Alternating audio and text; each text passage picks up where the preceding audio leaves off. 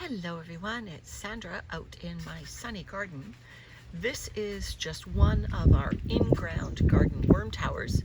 You'll see that we have a couple bricks on top to keep out any inquisitive critters.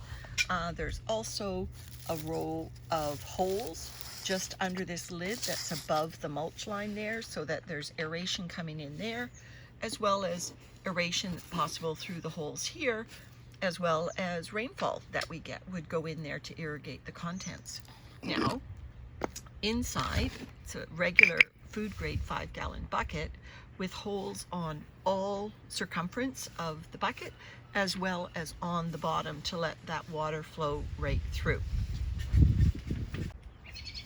So when I open the lid, you'll notice that we kept the bucket pretty full through our Vancouver Island winter.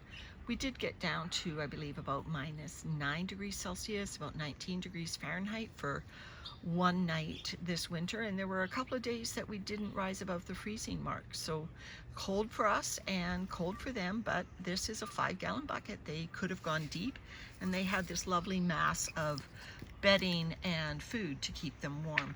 We treat this just like a regular worm bin in that we give it food scraps. Here's a banana.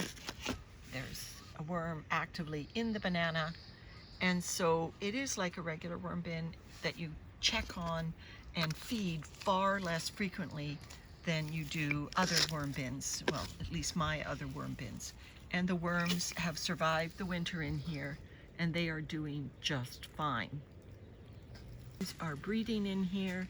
There's a cocoon right there, as you can see. Let me just dig a little bit more. You'll see that the castings have really started to accumulate. The moisture is excellent.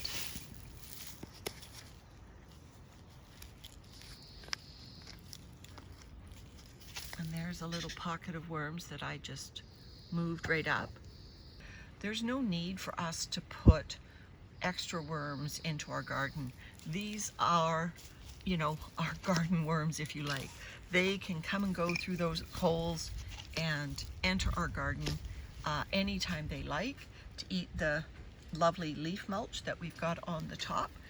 And there's enough food in this bucket to sustain a much larger population of worms than can be sustained in a vegetable garden, especially one that you don't have a lot of organic matter in the bed itself.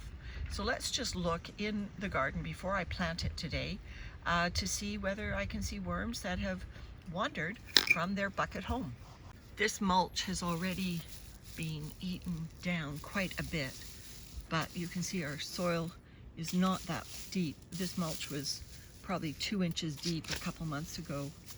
So if I just do that, there's a worm, several of them actually, 3 or 4 of them right there in our garden.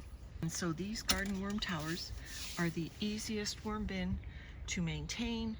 If you've got a large enough garden area, please incorporate them. You won't be sorry. All right, everyone, bye for now.